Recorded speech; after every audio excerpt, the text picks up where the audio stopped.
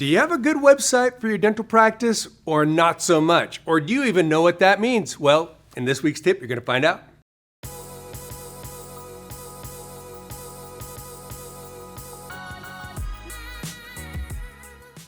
Hey, it's Dan Brown. I'm the Senior Service Consultant here at MGE Management Experts. I'm also kind of the resident marketing specialist here, and we're going to talk this week about your website. I get this question all the time. Is my website a good website? What makes a great dental website? Well, we're going to talk about the different components, and I think you're going to be a little bit surprised of what constitutes a great dental website. It comes down to this more than anything else.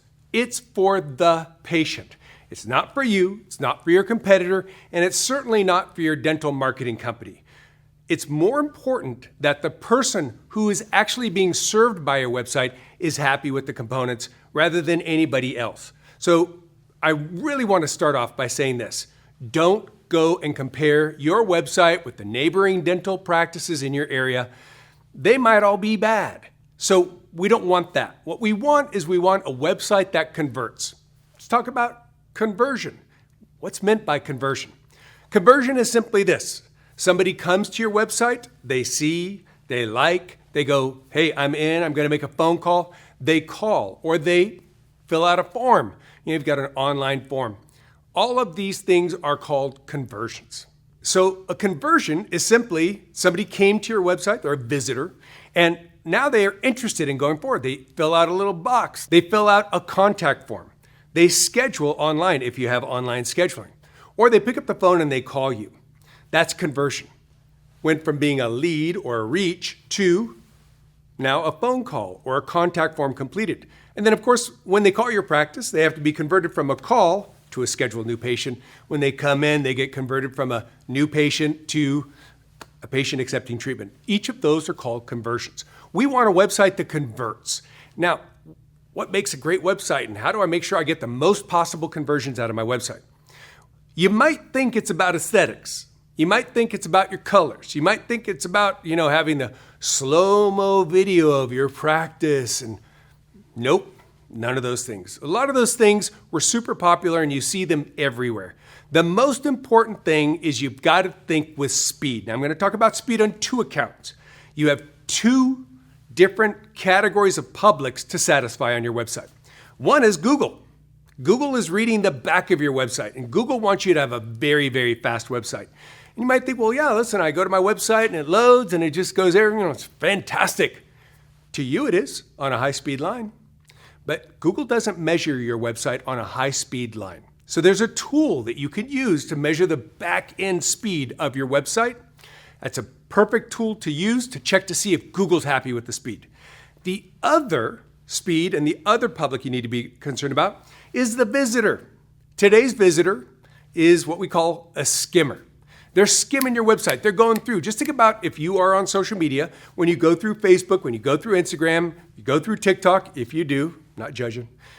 That's speed. People today are fast. Bzz, bzz, bzz. You got to be that fast with your website. I want you to also think about accessibility. And I'm not just talking about the visually impaired. I'm talking about, is your font so small that I'm probably going to have to either go get my glasses or figure out how to zoom my screen. And if I do, for me personally, I'm out.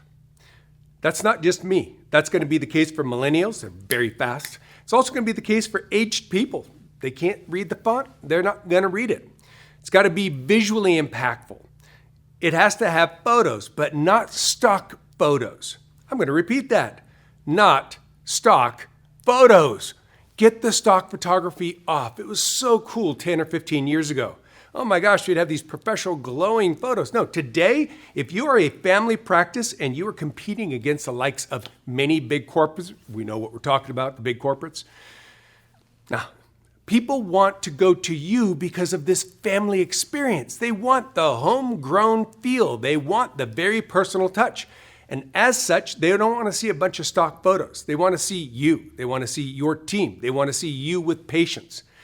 Now, listen. We cover this intensively and extensively in our new patient workshop. And a little bit of a shameless plug because it's a 2-day workshop, money back guaranteed for 6 months after the workshop. You literally have nothing to lose and everything to gain. It's an online workshop. You can enjoy it from the comfort of your own office or home. So I'm going to strongly suggest you look into that, where we cover this subject intensively. But what I'm telling you right now, make sure it's fast back end. Make sure it's fast on the front end, meaning as the user. Make sure that it has real photos, not stock photos, and then a couple other components. Should you have video? Absolutely. Should it be on the first page? Absolutely. Should you have before and after photos? You must. You must. Unless you're an endodontist, where we don't need to see the before and after of a root canal.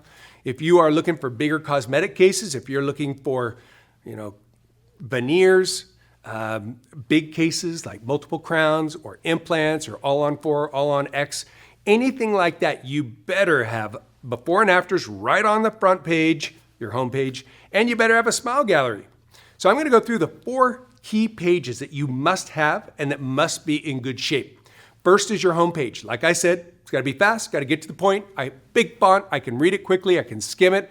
I can go down, I can see a couple examples of your before and after photos. I can click quickly to your smile gallery. And that page has everything about your practice that is basically in summary, but doesn't overload me with text. So I want lots of visuals. I want to see you, your team, your patients. I wouldn't mind, doctor, even if you had a couple shots of who you are outside the practice, maybe a couple shots of you and the family, if you're comfortable with it. I want you to reach me and I want you to touch me in the heart that you are a family practice and that you're going to care about me and that care and compassion is at the top of your list, unlike the corporates where it's at the bottom of the list and profits are at the top of the list. And your patients who come in from these corporates come in because they want your level of care. That's the home page. Next most important page, guess what it is? Your smile gallery. And like I said, unless you're an endodontist, and I mean if you are a periodontist, if you are a prosthodontist, if you are a general dentist, if you just specialize in implants, big cases, cosmetic, whatever, you need to have a smile gallery.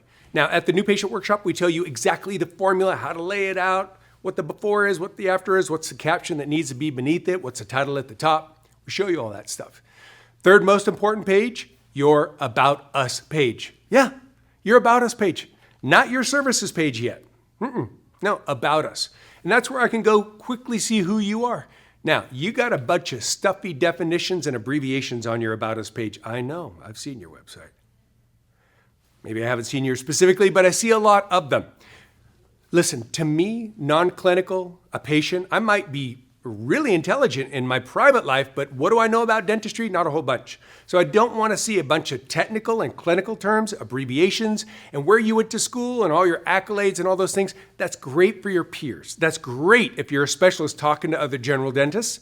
And it's, it's decent if it's a general dentist to another general dentist and, you got a forum of your past teammates and, all your colleagues from college. That's cool.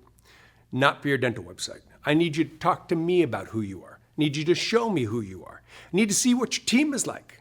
I need you to be able to get quick photos because sometimes the team members come in and sometimes they go out in that rotation. I need to see current team members. Again, we'll show you all that in the New Patient Workshop, but it's quick. Quick, get those photos, get them up there. Show me who you are and your team members are outside of the practice. Yeah, go personal on this one. Last, but certainly not least, are your services pages. Now, the services pages are, where you talk about all your offerings. And how many offerings do you have in dentistry? A ton of them. You might have Invisalign or some clear aligner therapy. You might have traditional orthodontics. You might have, emergency dentistry, wisdom teeth, some level of endo. All this stuff, all these offerings, that is going to bowl me over. So you got to approach me, not like I understand what all those things are, but talk to me about the symptoms and the problem, not the solutions. I'm going to say it again. Talk to me at the level of the symptoms and the problem, maybe some of the things that I'm going through, some of the pains or the discomfort. Talk to me at that level, not so much at the level of all the solutions, because the solutions are quite clinical. Now, I'm going to do a series of these videos. We're probably already too long, and my video team here is like, Dan, and I get it. But listen, it's just so much to talk about. What I'm going to talk about in another video, and you should probably tune in for that one, is AI. Should I use AI to write the copy for my website? Quick hint, don't do it. But You can use AI for other things, just not your copy. We'll take that up in another tip. That's about what I got for this one. Stay tuned, got a bunch more for it. And hit the subscribe button and enable all notifications. We've got great stuff for you all the time. And if you got a question, you want to take something up, or something specific that you'd like me to take up in a video, I'd be happy to do it. Just put it down in the comments. Otherwise, we'll see you on the next one. Dan Brown out.